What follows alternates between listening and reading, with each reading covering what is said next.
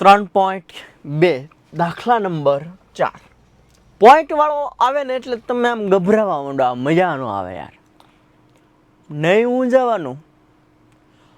Point નથી એમ માનો. કેમ સાહેબ? જો આમ લ્યો, પોઈન્ટ વગર લખી નાખો. હલો, પોઈન્ટ વગર લખી નાખો.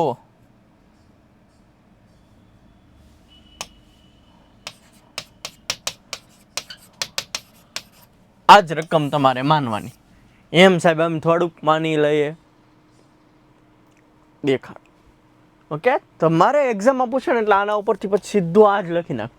નાનો દાખલો ગણશો એટલે જવાબ તમારો પરફેક્ટ જ આવશે. આના ઉપરથી આ કેમ આવ્યું ને એ તમને મસ્ત દેખાડી દો. આમાં મારે પ્રૂફ આપવું પડે પાછું. ખોટું ભણાવી દીધું હોય તો સાહેબે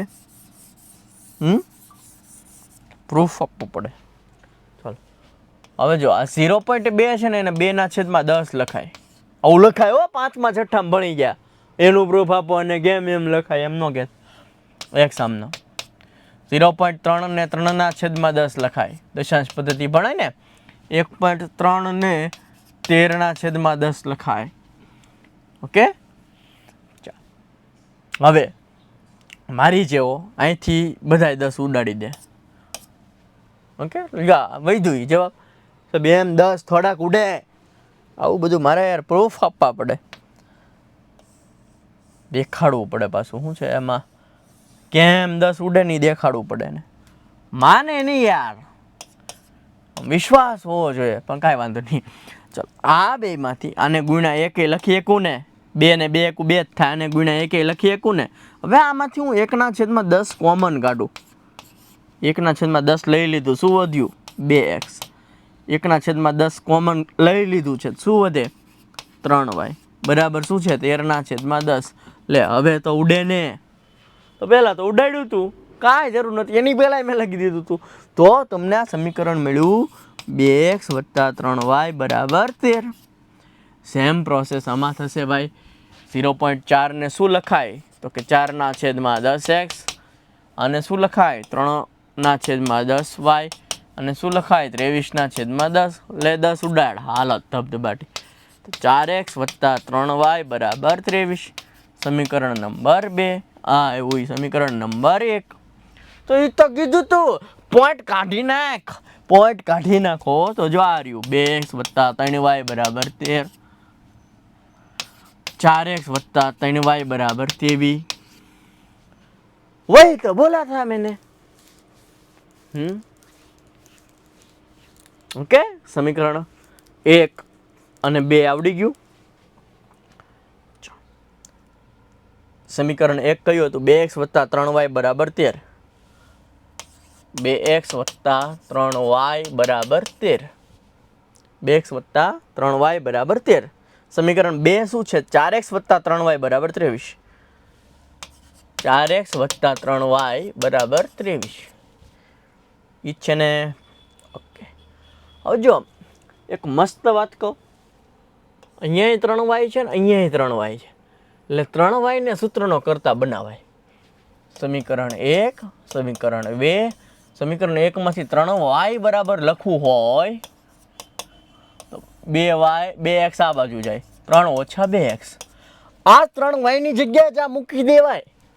અમુક વાર શું થાય, જો ખોટું ન પડે, 1-2 સ્ટેપ વધે, 3 ભાગાકારમાં લઈ જાય, પછી y ની જગ્યાએ 13 - 2x/3 લખે, તો એ જવાબ ઈ જ આવવાનો છે, કોઈ ફેર પડવાનો નથી. 3ને અહીંયા ભાગાકારમાં લઈ જવાની જરૂર છે નહીં, કારણ કે ઓલરેડી અહીંયા બીજા સમીકરણમાં 3y છે જ. તો આ 3y ની જગ્યાએ જ અહીંયા 3y દેખાય તેની જગ્યાએ જ આ મૂકી દેવાય. 13 - 2x. એને જો 3y બરાબર જ છે. તો સમીકરણ 1 માંથી મેં આ બનાવ્યું 3y = 13 - 2x. આ શેમાંથી બન્યું? સમીકરણ 1 માંથી.